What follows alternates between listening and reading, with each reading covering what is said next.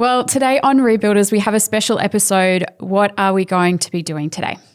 We're going to be hearing about the incredible story of what I think is a modern renewal or revival amongst Persian people and the story of the church in Iran. So we're going to be talking to David Yeganatsa, who is part of Elam Ministries, who is part of strengthening the Persian-speaking church in the world, but also just what can we learn as I guess the Western church or the developed world church from what has happened with the Persian church. Great. Looking forward to sharing it with you. Hi, welcome to Rebuilders. My name is Liddy and I'm here with Mark and Daniel, and it's good to be back. How are you guys? It's good to have you back. Welcome. Yeah, we're good.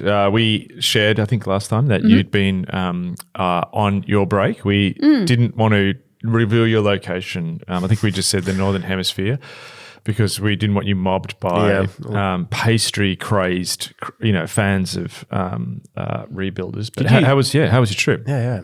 Had a great trip. I was just my own pastry-crazed person in Paris. Great. And ate some very good pastries. Excellent. Yeah.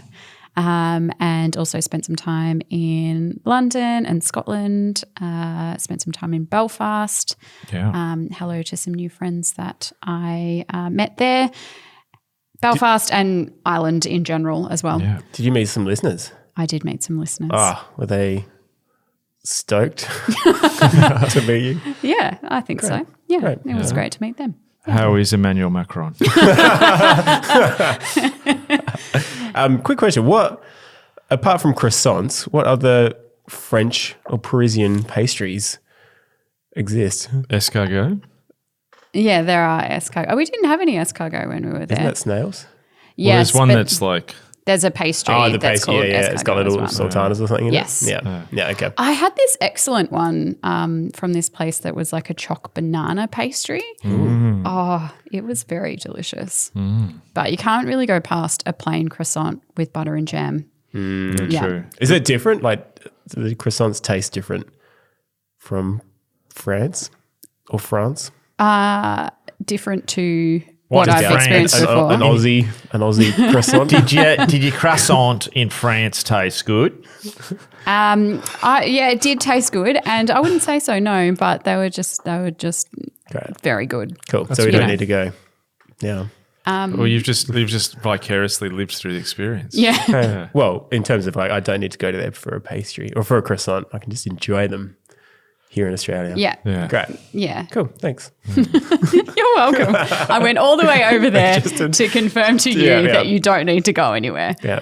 Yeah. We should do that one time. Do a tour, Rebuilders tour. Just Pastries of the world. Pastries of the world. Yep. Copenhagen. Yeah. Yeah. Vienna. Germany. Yeah. Get a Bienenstich. Myanmar. I don't know why I just said Myanmar. I don't know if they have Actually, I pastries remember at all. going to when I was in Vietnam. Like a lot of Oh, of course, yeah. because of French colonization. Yeah. A lot of pastry, like banh mi. Yes. That's the baguettes, yeah. Baguettes thing. Yeah. Yeah. It's fascinating just experiencing that cuisine in the other part of the world. What a wonderful melange the world is of food and Yeah. tastes and experiences. Speaking of such things, today we are interviewing, Mark's going to be interviewing David Yeganatsa from Elam Ministries. Yeah. So, it's going to be Excited. a real privilege to chat with him. Yeah, we got a chance, me and Trudy, to spend some time with Dave and some of his team and hear some of the stories. We've mentioned actually the church in Iran and the Persian-speaking church a number of times, I think on Rebuilders, and I wrote about it in my book. So it's going to be really good just to hear, I think, firsthand some of those stories. I think people are going to find it really encouraging and challenging and, really excited to dig in to that chat. Great. Well, without further ado, and in my head, I just told myself, don't say without further ado, and I did. So without further ado, we're going to get into it. Well, David, it's wonderful to have you with us on Rebuilders and to be chatting to you today. It's so good to be with you guys. I always enjoy listening to you, and it's a privilege to join the conversation for today. So thank you so much. Yeah, no worries. Really what we we have mentioned on the podcast, before, and I've written about, I guess, the really inspiring story of, the move of God amongst the church in Iran and Persian-speaking people. And really a lot of that story you can trace back to a crisis, a crisis that grips Iran in 1979 with the Iranian Revolution and the return of Ayatollah Khomeini back to Iran. For those who don't know that history, if you could share what that history meant, I guess, for Iran, but also what it meant for the church. Yeah. Like you say, it's an incredible story. So I've had the privilege of seeing that story unfold in my lifetime. I was born in 1974, and my dad's Iranian, my mother's British. My grandfather had come to Christ in Iran in the 1930s, and then in the 1950s he started a prayer meeting in his home, and he really encountered the Lord. He had, just fallen in love with Jesus. I've never met anyone who's as in love with Jesus as my grandfather was. And they started a prayer meeting in their home. In the 1950s, they met every day without fail for over 4 years, praying in their home. And then they opened it up as their home, just basically for people to come and pray, to hear the gospel, and then they'd go out in the streets and then share the gospel. So there were 4 years of constant prayer, which eventually it turned into a church, and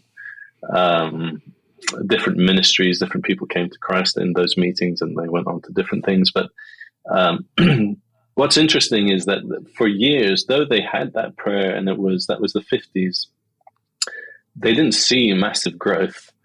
And there had been some missionaries. The first missionary had come to Iran modern was the 1812. Henry Martin came, translated the Bible into Persian. Then the late 1800s, a guy called Robert Bruce, I believe, went from Scotland to Iran. Then you had the Anglicans, you had the Presbyterians came in the early 1900s. The Assemblies of God came in the 1960s, and missions like OM, excuse me, were there. And there's quite a lot of work going on, but very few people came to Christ. So by 1979, there were about 500 Christians from a Muslim background after all those years of mission and work and prayer. 4 years. Can you imagine praying for 4 years? You expect a revival to turn up. And I'm sure God did hear those prayers, and it was part of the process. But by 1979, only about 500 Christians from a Muslim background. So Khomeini comes back with a hardline regime, and all the missionaries are kicked out. Everything's gone. Literally, everybody's kicked out of the country. And so people think that small church is just going to wither away and die. And then the persecution increases. At that time, a few pastors were killed, and obviously then pastors are spied on. Evangelism eventually is banned. Churches are very limited and restricted. In 1990, the Bible Society was closed down. So multiple crises really for the church. And so, people waiting for that to happen, for the church just to wither away and die. But somehow the opposite happened. And Iranians became the most open Muslim people to the gospel.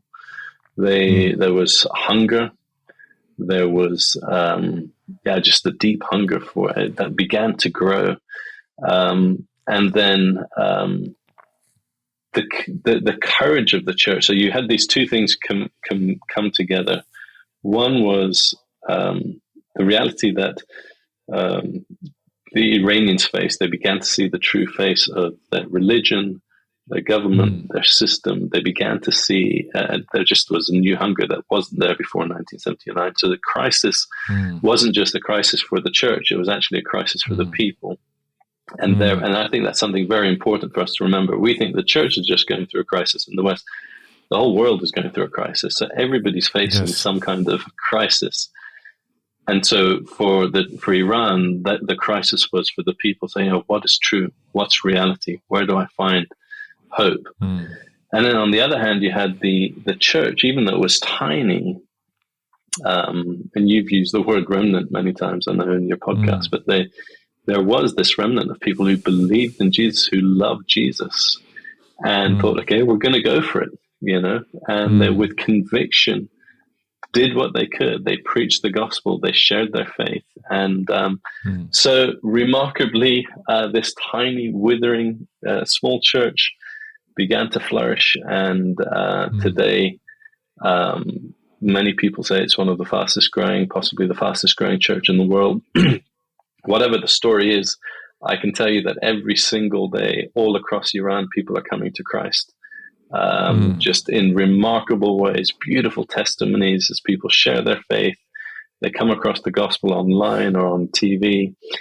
They find Bibles, divine appointments, dreams and visions. These types of things are happening, and it really is a remarkable story. And that story is not just happening in Iran too. Obviously, there's an Iranian diaspora which has gone out into the world. How has that also happened outside of Iran? Yeah, it's definitely happening outside in countries like Turkey, where there are hundreds of thousands of Iranians have gone to Turkey over the years in order to escape to the West. Many, many thousands and thousands of Iranians there have come to faith. But then across Europe, in the States, many Iranians have come to Christ. But really, wherever Iranians have gone and wherever the church has been willing to share the gospel, the Iranians have come to know the Lord. And when they do, they really do fall in love with Jesus. So, and they want to tell the story to others. And so the Iranians are great evangelists. I've traveled a fair amount, and I would say that Iranians are really the best evangelists that I've ever come across in my life. They just love talking about Jesus, and they know they found the truth, and they want to share him with others. So, it's interesting too. Like in a sense, what's happened to the church in Iran and to Iran is really what many people fear at this point in time. What happened to their country? I feel like a loss of country, a loss of culture, a loss of any social standing or government respect. How do we sort of get from 500 to what we see now?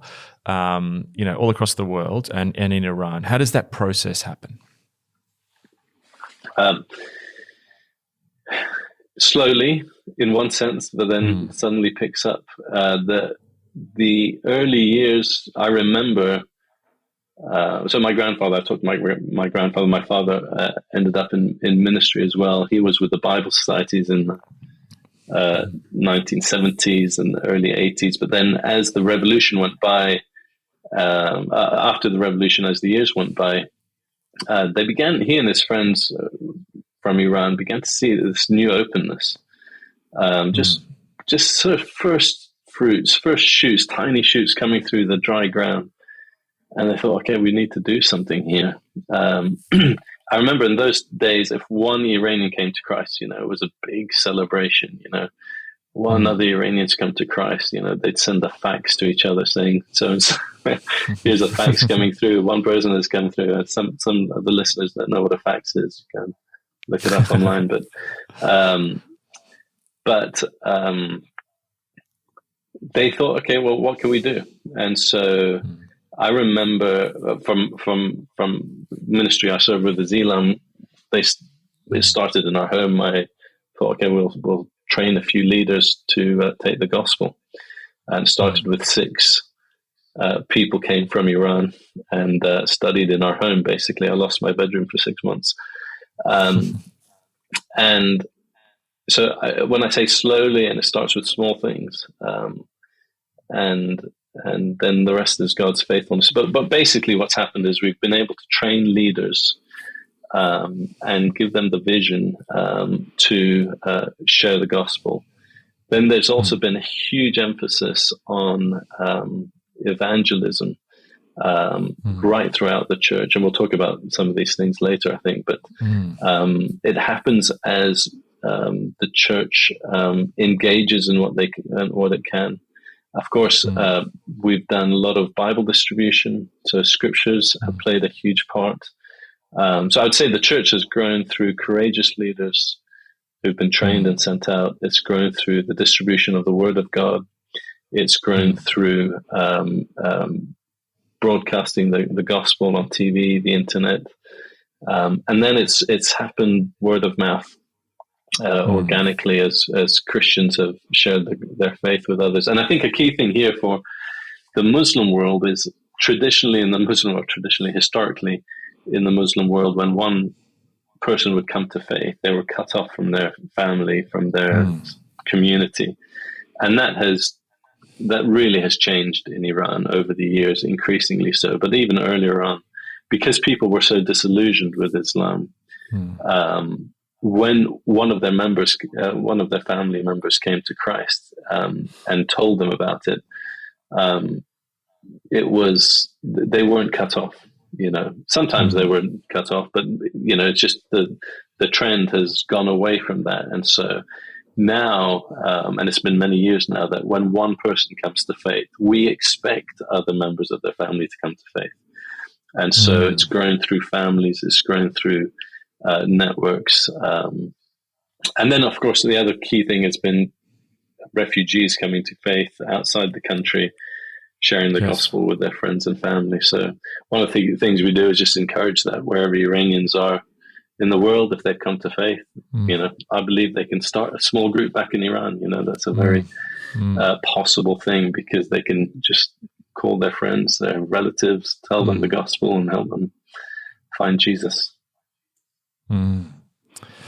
Now, one of the reasons we're really keen to have you on Rebuilders is, I guess, in many ways, Rebuilders listeners have been on a journey. And I think all of us are trying to, ask, how does the church be renewed in the next season? And, you've gone ahead and we've had some conversation or chat before this. And in some ways, you've thought of a number of key points that you think that, I guess, the Western church or the church in the developed world can learn from the Iranian church. So we're really excited to hear some of these, because I think they're just going to be incredibly valuable for our listeners. So we'd love for you to dive right in. Yeah, what do you think is the first thing that we can learn from the Iranian church? One of the key things that I think is one thing that I think is so important for us to grasp is that the crisis in Iran, the persecution in Iran, really meant that discipleship emphasized the lordship of Christ right from the beginning. And that's just so important, because, if we want to rebuild anything, Christ has to be the center. Christ has to be Lord if we want to build anything. And so when you live through that kind of situation in Iran, where, like I said, pastors were killed, people that I personally know were martyred, personal friends of mine have been imprisoned. I remember getting a voicemail from one of my dear friends, Farshid Fatih, and any of the listeners can go and search him online and read his story. But I missed the phone call. It was actually Christmas Day. The day after Christmas Day was Boxing Day. For those who are listening who know what Boxing Day is, but he left a voicemail saying that actually that day 60 Iranian Christians had been arrested. He was leading a church. He'd started a movement with two families. They ended up with 50, 60 house churches. And then he was arrested with 60 of the leaders that he'd built. And he left this amazing voicemail that saying, David, we've been arrested, or we're being arrested. I'm going to prison. Please pray. And you get those types of messages, and people like them are known in the church. So it's not really a class. It's not even a preaching series on the Lordship of Christ. It's demonstrated to you as a believer that Christ is Lord. He is Lord of my life. And as a follower of Jesus, he is Lord to the point that I've got to be willing to suffer for him. And so I think that really is a key thing for us to to take away a lesson from the Iranian church. And it's not just the Iranian church, it's any church that's gone through persecution. Yes. But where discipleship, the crisis means that the lordship of Christ has to be emphasized. Is he really Lord of my life?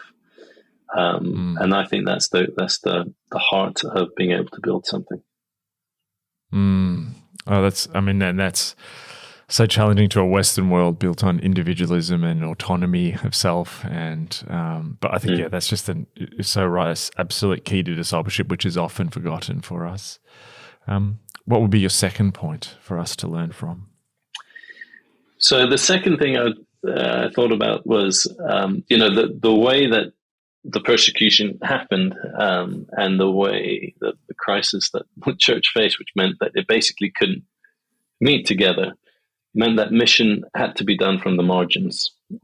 Mission had to be done from the margins, which really is how the church has always flourished, where everybody was valued. Everybody had a part to play. And really, I would say one of the most exciting ways that the church is going is through women who really are on the margins of society in Iran, who are legally devalued, who are oppressed, and people who you really think, in Iranian society, they're told they don't have much of a role. So it's been absolutely amazing. It's been thrilling to see how God has used people who nobody would have expected to be absolutely key in, for the church to grow, leading dozens of people to Christ. And you think, this person, how in the world did that one person lead that many people to Christ? And I just think Jesus smiles, the Lord smiles, the Spirit breathes on that kind of mission. So I think related to that is maybe another point, but it's very closely related. Is that the churches could not rely on their programs. I think you talked in one of the podcasts about discipleship capacity versus program capacity or something like that. The churches could not rely on their programs. They had to empower their people to work. There was no other option. It's not because the Iranian church is brilliant compared to others. It's the circumstances, the crisis, as you put it, forced them into these situations. So leaders were not, wherever the church is growing, it's not because leaders are focused on their own particular gifts and ministries for themselves. It's really empowering people in their churches. So really how you see that is the focus is on this, in many of the house churches, it would be, okay, they have a pile of New Testaments. And at the end of the service, they all take a pile of New Testaments to go and share during the week, maybe 7. They take one a day. And the goal for a house church member was give 1 New Testament out, share the gospel with 1 person a day. Well, that's how the local leader knows he can reach more people. He can't do that himself. Which is obvious and it's so clear, but in that kind of situation, it just becomes the way that you can do it. Instead of saying, hey, bring your friends to hear me. You can't bring your friends to hear me. So take this message out to where you're going. And somehow, surprisingly, that works better. And so, mission, the second and third one, mission had to be done from the margins. And, so we've seen,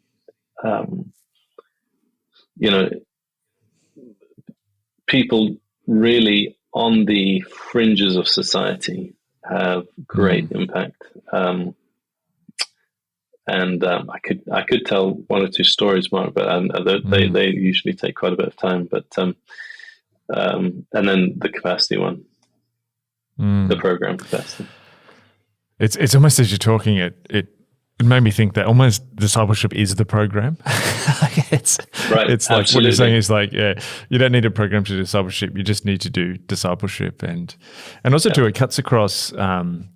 Again, too, there's almost a thing in the West that you can have an influence if you get some kind of platform, if you get some kind of social reach, and that can be some position of reach in the broader society or within the church.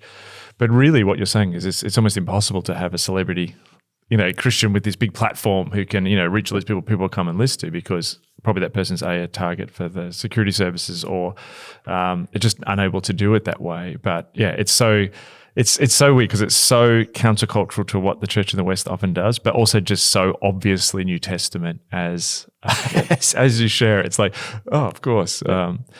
Yeah. What else? What I would say to that, Mark, is discipleship is part of the process. I mean, so there is no program for discipleship apart from let's just do it, like you say. Here's an interesting story. This is just from a few months ago. A lady calls that there's some people outside the country who receive calls from people who are interested in the gospel.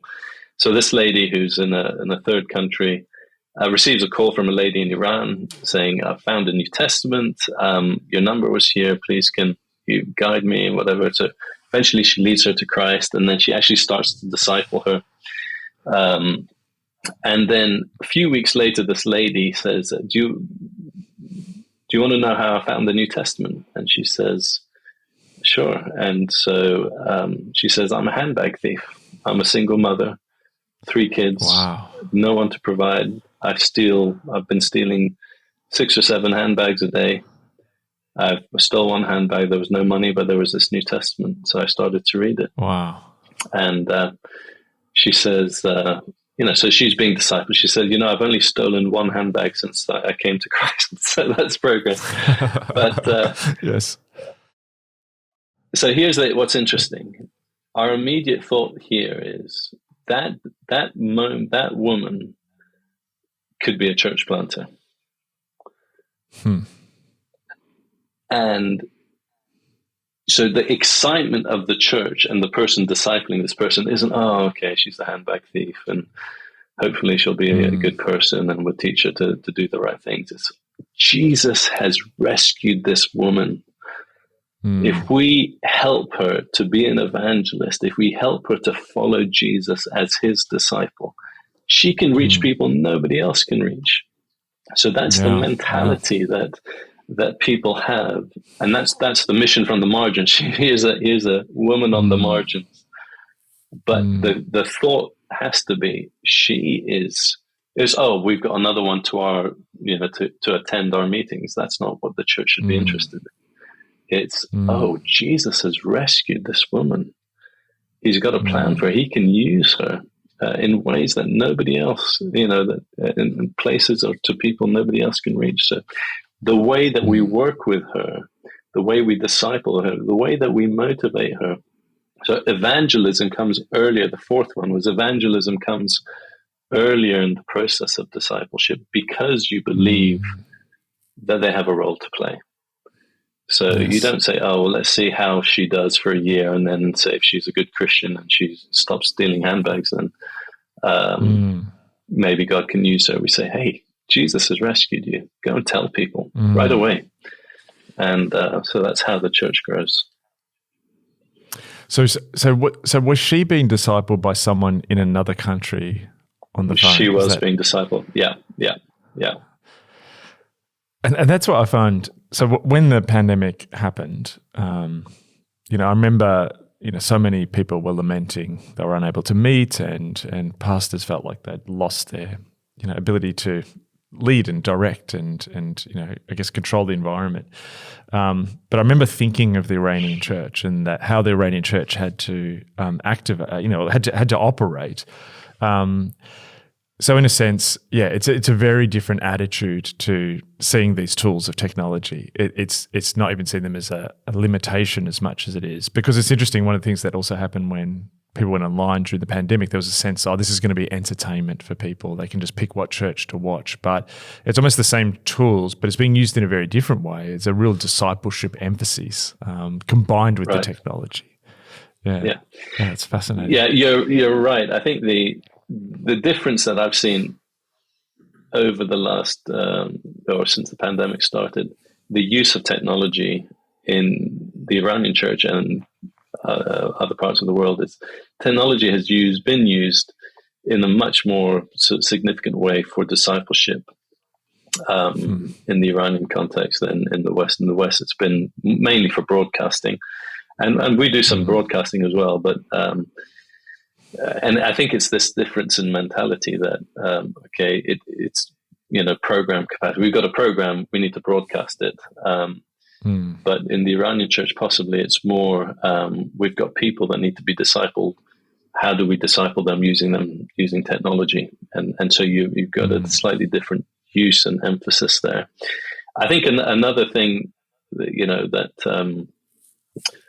another lesson that we could learn from the Iranian church, and again, it's really from a church that's in crisis, is that in crisis, and this is not just unique to Iran or the church or even Christianity in general, it's crisis forces you to be innovative in the way that you use to create new opportunities. So the church in Iran has used technology with the goal in mind, with the goal of discipleship in mind.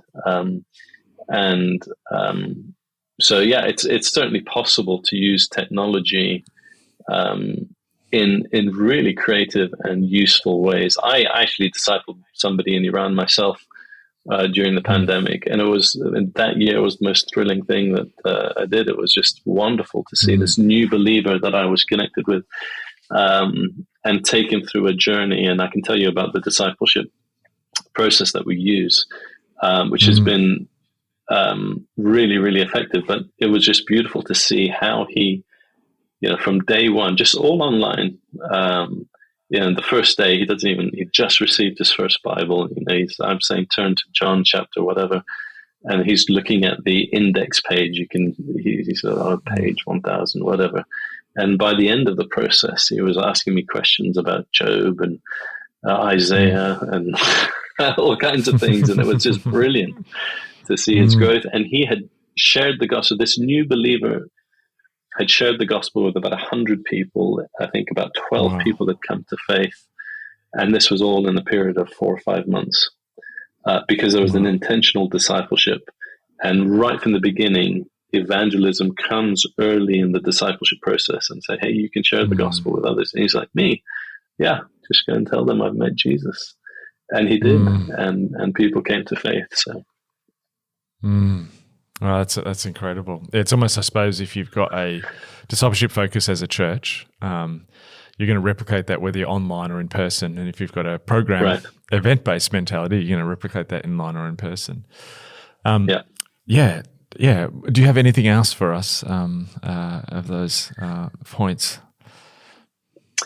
Yeah, I think the last point that, I mean, they're all related one way or the other, but as we have seen the church grow, I think one of the things that we realized that the crisis forced us was to say, how are you going to do this discipleship? A pastor can't do all the discipleship.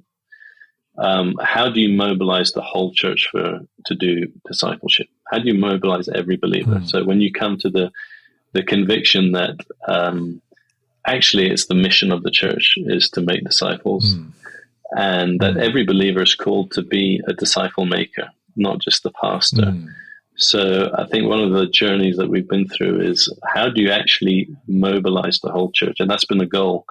And so again, the crisis sort of forces you to think through things. So we developed a discipleship process, which we call Safar, which means journey in Persian.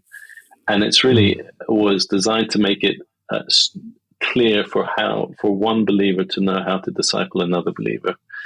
And so the goal has been to not just say you're an evangelist, but to say that you're a disciple maker as well. So if we really want to build something for the future, we want to build disciples who make disciples. It's not revolutionary thinking, but actually how to do it is not easy. And you've talked about discipleship capacity. And I think this is certainly one of the areas that we're still spending a lot of time thinking about developing, not just this one program, Safar, but the whole idea of how do you really help people not be consumers, but play their part, and everybody gets to play. So I think for us and for the church in Iran, a key thing, not just, and I don't want any listener to be thinking, oh, the church in Iran's got it. These are some lessons that we can learn, but the church in Iran still has a lot to learn, and really ask people to pray for us as we focus on this whole idea. We really, my passion for our ministry and for the church in Iran as a whole is how do we really help build that discipleship culture where every believer, they're an evangelist, they're a disciple maker. But not only that, we're all disciples, right, of Jesus right to the end of our lives. But as we do that, we just help others follow him.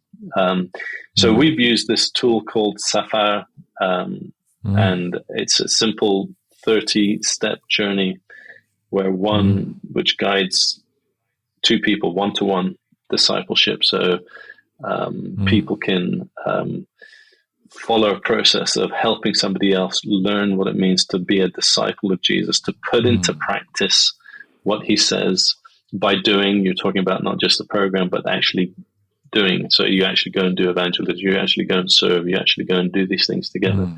And it's been wonderful to see thousands and thousands of people engage in one-to-one discipleship. And so that's something that I think could help people think, as you're thinking about your context, how do you actually mobilize your whole church to be disciple makers, not just the few, but the whole church to be disciple makers. And then also please pray for us in the process, because we really need the grace and favor of God, because there has been a lot of church growth, but there's still a lot to go. There may be, some people say 1 million or so Christians in Iran, but there's 85 million people in the country. It's a long way to go, and a lot of growing for the church to do. I guess as we finish our time, Iran is often in the news in negative lights.